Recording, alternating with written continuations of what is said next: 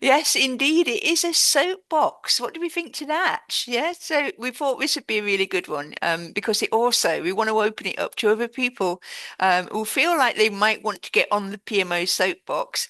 But to give you an idea about what we're talking about here, Eileen's going to step up onto the podium. I Eileen. am indeed. Look at that. There's me on the podium talking about accountability. I've been doing a bit of delivery and I've been out there in kind of working in people's PMOs. And I got really, when before we even kind of thought about calling it a soapbox, I said to Lindsay, I just want to say something about accountability because it's really starting to annoy me now about what I see in organizations. And actually, it's not really accountability. It's the reverse of that. It's actually not accountability at all. So this is where Lindsay's going to have to kind of keep up with the flicking. I'll just twitch every time I need you to kind of progress one.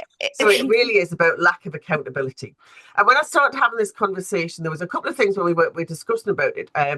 We recognised that actually there's quite a bit in the blue light report. And Lindsay's going to talk a little bit more about the blue light report in terms of accountability. So I'm just going to pick up a couple of bits on those. And of course, Mr. McIntyre also said, "Oh, Eileen, there's a book, and never one to be short of a book." Then I had an emergency read of a book to find some really interesting stuff in this book called The Unaccountability Machine.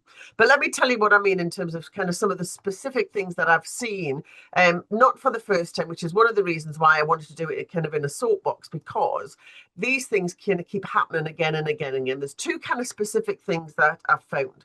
So you might have spotted from your LinkedIn post I've been doing a lot of better business case. So if we go to the next slide, one of the first things we find is that we put in a process. We have an approval body set up. One more click, Lindsay. We have approval body set up, and they then signed off business cases. So we got all of this trouble, or not an awful lot of trouble, and produce a business case. If we're lucky, the sponsor's involved. Typically, there's a project manager involved. The business case is produced, and the senior management, a group of people, actually kind of sign that business case off. Now, I have genuinely seen some shocking business cases being signed off. And it's really interesting in terms of kind of where accountability sits for that, because the project within a few weeks or a few months, unsurprisingly, goes catastrophically wrong. And people point the finger at the project manager, they point the finger at the project sponsor, they point the finger at the delivery team. Who goes back and points the picture at the senior managers and say, why did you actually sign that off in the first place? The information wasn't there sufficient. You should have asked a few more questions. You were just as much to blame for not doing your and holding up your end of the bargain. And genuinely, I've kind of seen some really dreadful things that have been signed off. And they kind of say, well, we needed to get it through. We were told it just needed signing off.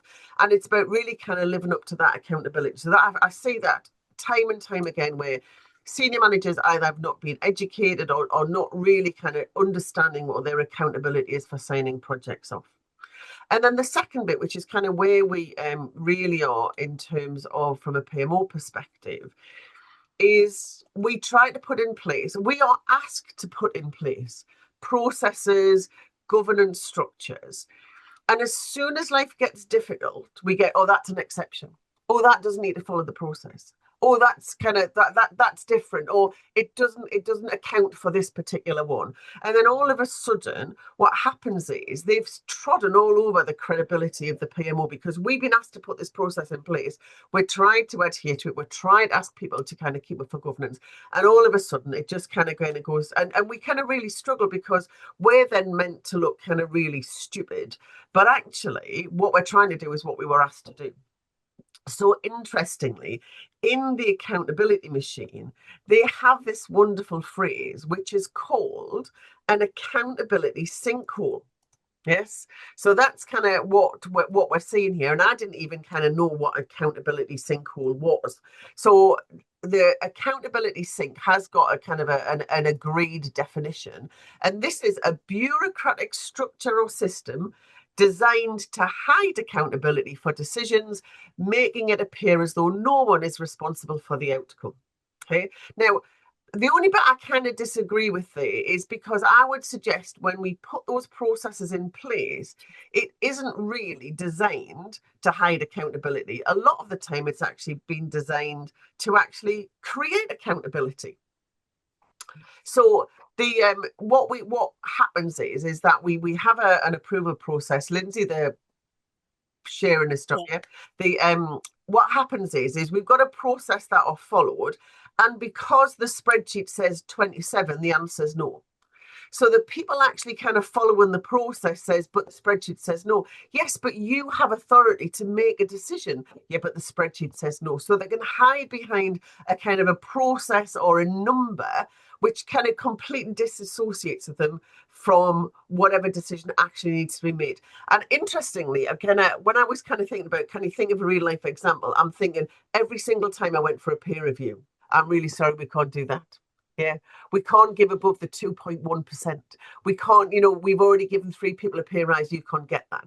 And so what you've got is you've got a series of people who can say, it's not my fault. I'm driven by this kind of particular process. I'm driven by these particular numbers. And therefore, the answer is this. And what it does, it disassociates them from any kind of bad feeling or guilt about or ownership of the decision that's been made. And I think the other thing is really interesting as well is that what happens is you try and escalate it, and when you escalate it, the next person up in the tree says exactly the same thing. So you can't, you feel as though there's no point because actually there appears to be nobody that you can kind of access to make a decision. And the interesting bit is that if you're one of those people who actually wants to do something different and take ownership and accountability, it's not seen to be culturally or politically safe to do so. There was a great talk at the November conference about psychological safety. So actually, we feel really kind of difficult to kind of say, actually, I'm going to go against the grain. I'm actually going to make a decision and kind of make that happen. So really interesting, kind of from a PMO perspective, we can sometimes kind of add to that problem by not spending enough time actually kind of really working through the governance structure and really getting kind of ownership in the right place. So rather than just do a complete rant, what I wanted to talk about was some plugs for this accountability sink. So 3 things that I was going to kind of suggest. So the first one is about actually be explicit about decision-making authority. So again, I was asked to do some program assurance for a program, and I was sent the terms of reference of the particular program board. And I looked at the terms of reference, and my feedback to the client was, this assurance board, this program board has been given the authority to talk a lot. Yes, there was no explicit, these people can make a decision. There was no conversation about whether it was a democracy and it was kind of going to vote. There was no conversation about what was quoried. It was literally just a case of, yeah, we'll review this, we'll look at the plans, we'll discuss with the project manager. So it was all bluster. There was no real accountability detailed in there. And what we should have explicit decision-making authority and make it very clear whether it's a single individual or whether it's a board. And what we also need to be careful about is that the chair of that board owns the decisions that are made by the board. So they may not necessarily take their personal ownership of the decision, but they need to take ownership of the decision that's actually made by that board. The second thing is about dealing with escalation, is about recognizing that if something gets escalated, somebody has to own the process. And that named authority has to be the person that gives permission for something to be an exclusion or not an exclusion. And so very often we put in place an escalation route, but we don't necessarily define what the exclusion definition might be. So if it doesn't hit this or it doesn't reach this size, then actually it needs to be excluded. And we don't get explicit information or explicit agreement on who's accountable to say, yes, that's an exclusion, and therefore it can be, the process can be changed. So we talk in the PMO, don't we, about having a service catalogue, and in that service catalogue we have a named service owner, which isn't somebody in the PMO. Yes, we will manage the service and make it happen, but somebody has to own that service. Somebody has to be accountable in the organization to say, we've set up a governance structure. If there's an escalation and we want to do something different, then actually that comes to me and I'll make that call.